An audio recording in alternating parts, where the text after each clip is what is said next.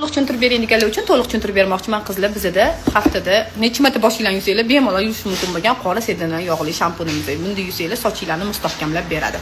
Xo'p, soch to'kilishini ham to'xtatib beradi. Bilasizlar, qora sedana yog'i 1000 dardga davo deb aytilgan va undan tashqari garimdorili maskamiz.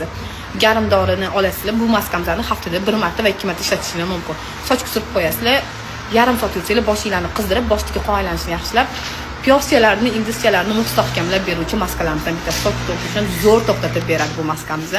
Va repena ya balzam. Ya'ni bir repena balzamni yuvib bo'lgandan keyin oxirida chayvarasiz. Chunki sochlarim quruq yoki dag'al degani uchun har doim gullab ketayotganligi uchun ham albatta balzam ishlatish kerak. Balzamimiz ham oddiy balzam emas, ya'ni repena balzam bo'lgani uchun bu ham to'kilishini to'xtatib beradi va sochni mustahkamlab beradi.